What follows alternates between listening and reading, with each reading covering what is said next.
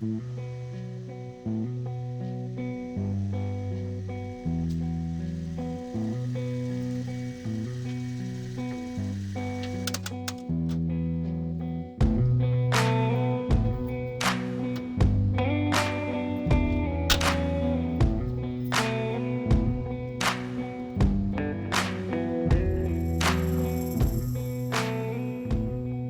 name is Geoff Ugent, and I was an ocean systems technician in the United States Navy. OT is the rating name. This is what it looks like. It's like Poseidon's pitchfork in the water waves.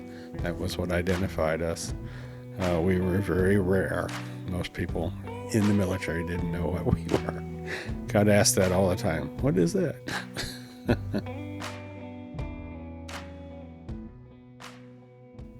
So how did you become qualified to be part of such a selective group? Well, that goes back to the recruiter's office.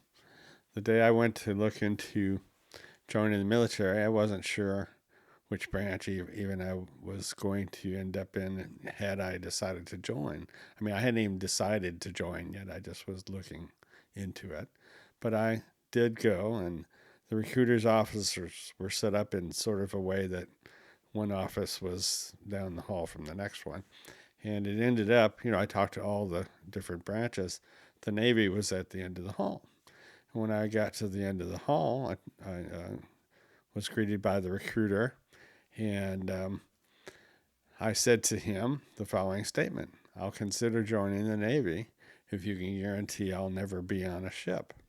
Because I've had some other friends who had joined the Navy prior to today, me talking to him that day.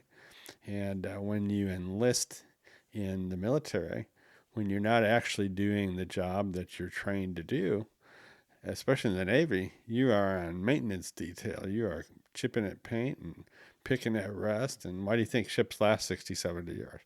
That's because somebody's maintaining them every day. Do you think that's officers? No, it's the enlisted guys. And it's all of you are in maintenance. And I knew that I was too smart, to be okay with that being my lot because I'd just get in trouble. And I told him that. I said, I'll just get in trouble if that's what I've got to do for the majority of my time on duty. Right. So he mulled that over for a moment, and he said, well, currently the Navy has over 70 different jobs that you can do. I have one that I can offer to you that I could write it into your orders, in the enlistment orders, that you would not be put on a ship. So he said, well, there's two things. One is I don't know much about it because it's highly classified. And as I explain to you, unless you have not only the clearance, but also what's called the need to know, you're not privy to any particular set of secrets or whatever level of classified information. And so he didn't have much to share with me. Imagine trying to sell that to somebody. Well, here's the job. Can't tell you much about it. You want it? And two, he said, we don't take everybody for this job. You actually have to qualify in qualification. So I thought, okay, well, what's the qualification? Well, you have to take an intelligence test. So he gave me the test, and I took it, and evidently I passed it sufficiently. And so that was the qualification, is I had to be smart enough to do that kind of work. Because, in fact, it's military intelligence, and that's not a joke. It actually means you have to be smart to a certain level. So evidently, who knew? So what was your clearance level with this position? I had a secret level clearance back then, and even till to this day. When they issue a clearance, they do a lot of research. Back in 1974, they spent $10,000 on giving me a clearance. Now, that's a sizable amount of money, but back in 74, it was even a lot more money than it would be today. Even today, that's still a chunk of money. I mean, they go back to your kindergarten teacher and interview them. I mean, to tell you, they do some research on you. And all the details of that is a secret, and I don't know those secrets, but they do spend the money to actually delve into who you are. They want to know what they're getting, or they want to know what they're rejecting. Right. So speaking of Yeah. clearance, when did you receive clearance to actually discuss this? I was under a gag order the day that I got out. My XO, that's the executive officer, second in charge in the base, sat me down. He was the one that actually mustered me out. And he said, "Oh, by the way, your classification of secrecy takes 27 years from today for you to be able to share that with anyone." So we could not have had this interview prior to that point. For me, that would have been in 2005, October 25th, actually, to be specific. 2005. I had to be quiet for 27 years. But actually, I had to be quiet for 31 years because I was trained in 74. So that's 31 years. And people like my family and my wife knew me then, but they couldn't have any idea what I did because I couldn't even say anything to them. So talk about you. You're on these bases. Some are on land, some are on islands. Tell us about these places that you were based and how it was protected. Well, boot camp's boot camp. They sent me. They sent me to the Great Lakes in October. Wonderful, the winter, winter in boot camp. 60 miles north of Chicago. Yeah, right there on the lake. Not fun. So obviously there's protection there, but where where the protection really was where I was going after that. And so where I went after boot camp was down to A school. A school is what the military calls the initial training of your profession, basically school. And there's A schools for all those 70 plus ratings, and they're all in different locations. So mind you, Great Lakes on the lake in the wintertime. And my next call of duty was Key West, Florida in February. What a payback. That's where my A school was. It was actually located on one of two bases in Key West.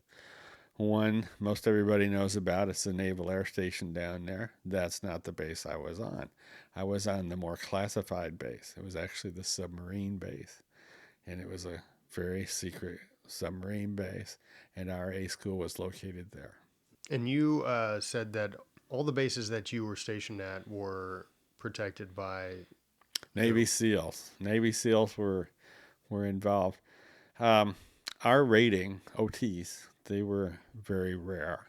When you think of elite groups in the military, well, in the Navy, everybody says Navy SEALs, right? And they are. They're quite elite, not only their training and their skills, but also even numerically. There's only 1% of the active duty Navy is allowed to be a Navy SEAL at any one time. Well, that's about 2,500 people in the world. And that's very elite. Numerically, that's not really very many.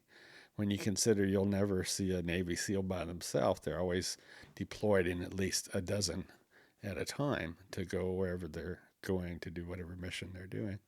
So it doesn't take long to use up 2,500 when you're doling them out 12 at a time. So there were 2,500 of those, but there were less than 1,000 of us, OTs. We were actually 3 times more rare than a Navy SEAL. And we were so important to the government because of what we did that we were always under the protection of Navy SEALs. We always had at least a dozen. And I was on some very small bases. The last one I was on had only 100 people in it. That's not very large when you consider 12 of them are Navy SEAls. Mm-hmm. And so what was your job? My job entailed, well, the details. You want the details of that? Yeah. Okay. Ocean system technician. The whole reason for being doing the work that we did was to, in a very simple fashion, know where the enemy is. Now, any historic, leader leading military groups, that's kind of the basis. You got to know where the enemy is, right? You got to know where they are and how strong they are, and you got to know what you're up against, right? Even as a kid, if you get in a fight, you get you at least want to get a look at and make sure you know what you're coming up against. Well, on a much grander scale, that happens in the military as well. And so, in our case, uh, our job was to identify and track all things military ships out there. Now, any kind of a ship or vessel, we could, number one, locate and identify what kind of a ship it was. Now, you might wonder, how do you do that? Especially if they're like a submarine and you can't even see the thing. You can't. Not unless they're, you know, 200 feet or higher, from the surface, or, not more than 200 feet below the surface. If you fly over the top, you can see and to some extent identify what it is, if you can get that close. And that's not how we did it. We did it through sound. We actually listened to the oceans. We had what were called hydrophone arrays. This is a microphone. A hydrophone is the same thing, except it's designed to be in the water. So hydro, the Latin hydro. And hydrophone array was 40 of those fanned out in a fan, laying out on the continental shelf, actually. And each base had 2 arrays of 40 and 40.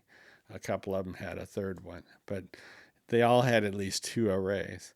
And so the way that works is sound is coming from a particular direction. Well, it's going to hit this hydrophone before it hits this one over here. And so you can actually triangulate sonically what direction that's coming from. And when you have literally 80 hydrophones listening, you can be pretty precise, on where something is coming from. Now, where is not enough information. Obviously, it's important information, but what? What is it? We had the intel to be able to identify any kind of ship, surface or subsurface, based on the noises that it made. For instance, there's a machine, and it's oscillating between 85 and 87 hertz, low frequency, very low frequency sounds is what we listened for. We were listening for 500 and below hertz sounds, which is machinery sounds. They're going to make a noise. Well, that machine's attached to the deck, and that deck's attached to the hull. And what's the hull but a big speaker cone, literally emanating the sounds of that ship out from the point of origin. And so if we could positively identify 3 or 4 sounds coming up from a particular source, we had the intel to know what made those kind of sounds, because all ships make sounds, but they don't all make the same sounds. We used to tell a joke to only each other because it's classified. We couldn't say it to anybody else. If somebody flushed a toilet, we could tell you who manufactured that, what kind of ship they put it on, because it made the sound that, was akin to that particular device on that particular ship. So we literally could identify a ship by the sounds that it made. And that still might leave you wondering, how did we do that? Because they're not anywhere close to you. And when I was stationed the farthest from Soviet ports, which was San Nicolas Island, which is 70 miles south of LA, a little bit west, you're 9,000 miles away from the closest Soviet port. So as soon as a ship came out of port, minus the lag time of that sound to actually travel that distance, we could pick it up, identify it, and know what it was by the sounds that it made. And if I just go into the sound part of that for a moment, sound travels a certain amount of feet per second in the atmosphere. It has to do with temperature and humidity, so that's why I can't pin it down, 700 and whatever. It's 700 and some feet per second. But in the water, it travels 5 times that speed. It's nearly 3,600 feet per second. So the sound travels much faster in the water, and it has to do with the fact that water is much denser than the atmosphere. The other thing is that the way sound travels or maintains itself in the air is different than in the water because of the atmosphere uh, level of density, which isn't much. That sounds, that travel through the air dissipate very quickly. If you and I were at each end of a football field, for instance, we could shout, try to say something. Uh, Realistically, we would know somebody was there if we were just listening, not using our eyes. We'd hear a voice. We might be able to tell if it's male or female because male and female range of pitch is slightly different, generally, and I know there's exceptions. Male pitches are lower than female, so you could maybe get that information out of it. But it's just far enough that data dissipates. You don't know what the person's talking about. The information gets lost in 100 yards, not very far. In the water, it stays all together indefinitely until it's either deflected by bumping into something or it crashes. Just like water waves crash at a shore, so do sound waves, which is why we had our hydrophones out on the continental shelf, which was not anywhere near the shore. We could pick up the sound before it was affected by the terrain, the underwater terrain. And so it travels so fast and it stays all together, we could get accurate information from the sound coming even 9,000 miles away. And so that's how we did that. Now, obviously, it takes a little while to travel 9,000 miles, even at 3,600 feet per second. But once we started receiving it, it was a live feed, basically. We knew where they were X minutes ago, you know what I'm saying, from that far away. I did mention earlier that you could be on an attack sub and do the work that I did. Well, attack subs are up close and personal. We're talking to like, very close. And they had a modified mini version of the hydrophones. They'd meet out like a fishing pole under the sub, a line that had a number of hydrophones on it, and they'd listen right up close and personal. And that was to confirm what they were being told by those of us who were not up close and personal. So, whenever you discovered this information, you heard sounds, you found out what it was, whether it was a ship or a sub. Who did you report to? And then tell us where your report went to from there, like a chain of command.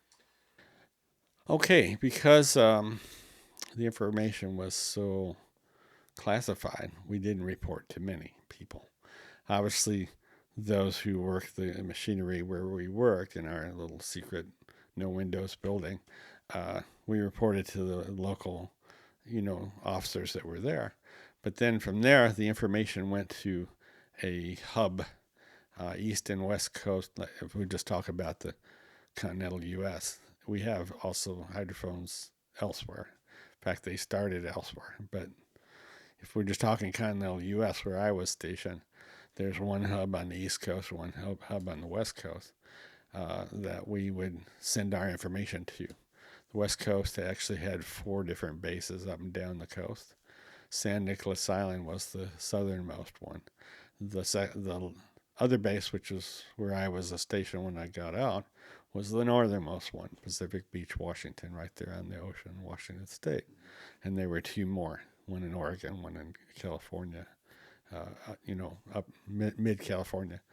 Well, the hub got our data, and then they reported directly to the Secretary of the Navy, and the Secretary of Defense then would get involved, and then they would literally go straight to the VP and the POTUS. This is the Vice President and the President of the United States. Now, that's not very many people. And the reason why is because only at the top of that little food chain did you have enough, should I say, high enough pay grade to make decisions about the intel that we provided.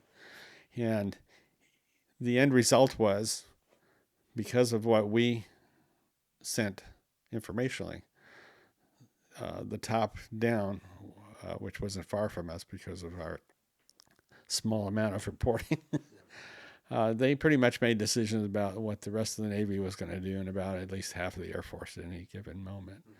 Did you ever know if what you reported actually came to fruition on something, like something was captured or something was pinpointed, or was it you made a report and then you didn't know what happened to it after that? No, we were in the loop because we were the troops on the ground, so to speak, so we could observe what was on our end of it all. I can give you an example of how I knew that we were in the loop as far as information. You know, if what was decided was based on what we were reporting. When I was on San Nicolas Island, one day we tracked this surface vessel, and I won't tell you what it is yet. That's part of the suspense of it. Okay, we saw it come out of West Pacific, Soviet port, and we watched it. It came out from the port, and it went around the Aleutian chain, because that's the Japanese current. You don't go as the bird flies across the Pacific. You go with the current if you want to do it efficiently. So they took the Japanese current around the Aleutian chain and down the coast of Alaska and Canada, and then Washington State and Oregon and California, and they actually came all the way down to Santa Barbara. Santa Barbara is about 40, 50 miles north of LA, right there on the coast. And they attempted to go into port in Santa Barbara. Well, the Navy gets a call from the Santa Barbara Port Authority. Hey, there's this suspicious ship wanting to make port here. Should we let them in? And oh, by the way, they speak Russian. Okay, I'll let that sink in for just a moment. But the ships really look suspicious. You know, that was their report to get permission to even let them tie up and get off the ship. Well, the Navy, and I don't know exactly who told them, but it was somebody in the Navy, said, no, don't let them tie up. Don't let them, port. Shoo them off. So they did. They sent them off. And that ship proceeded to continue down the coast and come directly to our island, San Nicolas Island. We had a 27-mile coastline on our island. And one particular spot was where we did, the activity of that was our central point of where we did our work. This one particular spot on the coast. Well, guess where this ship comes? It comes 2 miles off the coast, right there. Of all 27 miles, they chose right there to stop, and they stopped broadside. That we saw the side of the ship. Only 2 miles. Well, I have to explain that was a violation, not only because of where they decided to stop in relation to the base, but even where they decided to stop in relation to the island, even if it was any island. All ships' captains of all navies, and even civilian captains, have on board what are called charts. You've seen them in movies, right? They pull out the charts. And back then, this was old school. They pulled out the chart. Actual paper, And the charts always had information about the underwater terrain, because there might be things that would interfere with you going this way or that way. Even if you own a boat now and you go up to Lake Conroe, you got to know the underwater terrain. You got to know where you can go and where you can't. Well, that's really important in the military. So all ships' captains have these charts. They don't have an excuse. We didn't know any better. This was the point I'm trying to make. This particular island had a restriction. You couldn't get closer than 3 miles. They were 2 miles. So they violated that restriction. They also came to the most sensitive point of that entire island, right off the coast from where our facilities were. Us enlisted got issued M16s with live ammo and were lined up on the beach every 10 feet. Whilst at the same time, half a dozen SEALs got into a raft basically with a motorboat on it, and they went out to meet the other boat that was sent off from the ship. They were coming to shore. They sent off a little vessel, a little boat to come to shore. Now, do you think they were coming to have tea or talk about baseball or something? No. Who knows what they were coming for, although it was for nefarious reasons. They weren't coming for a party. They weren't invited. We weren't about to let them do that. So our half dozen Navy SEALs head out to their landing craft and meet them about a mile out, about halfway. At the same time, 2 Navy F-16s came flying overhead. Well, that's a show of force. And so the Navy SEALs said to the guys in the other, landing craft, "Who are you? What do you want? What are you doing here?" And the response is, "We are a research vessel." Research vessel in English. And no, well, I suppose technically they're doing research, but they probably had a bunch of Soviet Marines on board. What were they coming for? They were coming to raid us and to steal our intel, and they wouldn't do nice things to us, the people that breathed and lived either, because we weren't about to just give it up. They were coming to kill us and to literally storm our facilities and steal military secrets, equipment, They had an idea that we were doing what we were doing, but they didn't have all the nitty-gritty. You see what I'm saying at that point in history. They did have an idea that we could detect them, but they didn't know. So what happened exactly how to them? Well, the Navy SEALs reinforced the fact that those 2 F-16s are going to sink you right where you are if you don't get back on board and get out of Dodge. And thankfully, they took that advice. They turned around, they went back to their ship, and the ship headed off to Hawaii. How do I know? That's what we did. We tracked. But the interesting thing about that particular ship is what it was. It was actually a Soviet destroyer, minus the big guns. They took the guns off of it, and they painted everything that wasn't made out of glass white. Everything was white. Every rivet, every panel, every bulkhead, white, white, white. No flags, no identifying markers, no numbers or name, nothing. There was no identifying marks on the ship except its shape. And because that literally was our job, is to know what it was, we knew what it was. Of course, we knew what it was when it came out of port because of the sounds that it made. We knew what it was. So y'all were able... So we reported that as soon as right we picked it up, and then coming out of port. And so they knew that it was y'all's... It wasn't even to the ocean chain before the president knew about it because of what we did. So when they got to Santa Barbara, the Navy already knew what it was. Well, they already knew where it was because we were continually reporting where things were. What we didn't know is where they were planning to go, but we found out. And I can personally attest that was an interesting day. Yeah, absolutely. So one of the things that you and I had talked about was something called thermonuclear exchange. Right. What is that? Well, thermonuclear, let me first explain what that is.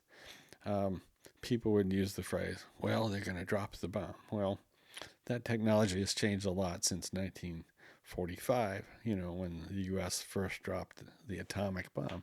Atomic bombs and the modern thermonuclear weapons that we have now, warheads, totally different, and the nitty-gritty is the nitty-gritty. That's all highly classified, but I can tell you this.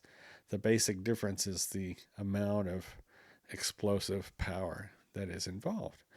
Nagasaki and Hiroshima were very small bombs, even though they were the biggest bang that ever had been up to that point in history. By today's standard, they're literally a drop in a bucket, because what we have these days, just you can't even compare. That was kilotons, it's megatons now. So it's much different bang for the buck, so to speak. So in times when countries have these types of devices that they can literally use against another country, it's a very sober thing. You just don't willy-nilly send one off. This, in some instances, why we're so concerned about Iran and North Korea, because they just might. They won't have the restraint that others would. You know what I'm saying? But during the Cold War, anyway, and up to recent times, countries are very restrained in using those kind of things, because it's the end of the world as we know it. If one country decides to send a thermonuclear device, it won't be one. Let's just put it this way: one submarine, even back in the 70s, it would have 20 missiles on board, and each of those would have 10 to 12 warheads each. So you do the math, at least 200 different thermonuclear bombs, if you would, could be sent to separate targets, 200 different targets. Let me put that in perspective for you. Anything college town or larger in the U.S. would be wiped out by the capability of one submarine. And they didn't just have one submarine, nor did we. And so, long story a little shorter, if one country sends something towards another, it's not going to be one, it's going to be hundreds. And the other country also will do the same. What do you think that'll do to the Earth? It will basically end life. Just from all the dust and debris that'll be killing off every living thing that eats another living thing. We think, oh, well, beef will be hard to get. How about grass? Nothing will grow if there's no sunlight coming down to grow it. And that's what would be and we're not even talking about radiation. I'm just talking about just debris.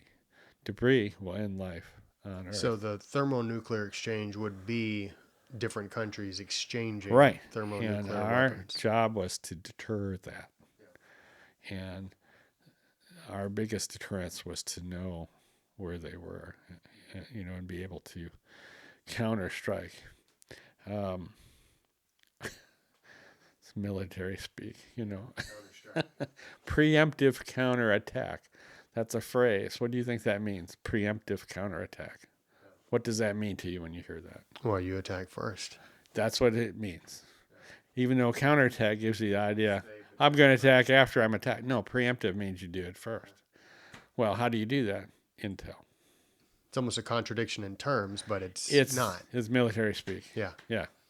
But was there ever a moment where something like that happened, where you ended up having to do we were counter-strike? Constant imminent nuclear threat. We were in constant imminent nuclear threat. And me personally, I couldn't talk about what I did to anybody, including my wife. She's one of the ones that had to wait 31 years to find out what I did. I couldn't give her a call when I was on San Nicolas Island. We did have landlines. That was the one saving grace of being stationed there. We could get on a handheld. What's a handheld telephone? We could get on telephone and call the mainland free of charge anytime that we weren't on duty. I couldn't pick up the phone and say, why don't you get in the car and go visit your brother up in the mountains of Idaho? It just might be a safer place to be right now, because I couldn't explain the answer to the next question. Why? I would be asked why. And I couldn't say, well, we're about to be wiped off the map here. I couldn't do that. The rest of our family was from the Chicago area. Chicago would be absolutely a target. Anything that exists, any products of any kind, anything in this house, anything that you can buy at the store, anything goes through Chicago, one way or the other, between the rail lines and even the shipping lines down the St. Lawrence Seaway and air. Everything goes to Chicago. Do you think that's not a main target? My family was from Chicago. I couldn't call them up and say, good time to head up to northern Wisconsin, maybe upper Michigan for a little break. Why? Couldn't answer the same question. So you said that That there for me was constant, the hardest yeah. part of keeping quiet and Yeah. not saying anything. It was a constant threat. And I think people living in the Cold War sort of had that sense that there was a constant threat. Mm-hmm. But was there moments where you did feel like, man, I wish I could call my wife right now and tell her, hey, it's imminent? There were. Yeah. Right a few years before I got into the Navy doing this job, a Soviet ship had sunk in the late 60s. And we developed technology, we as a country, to go out and actually salvage that and pull it up from the bottom.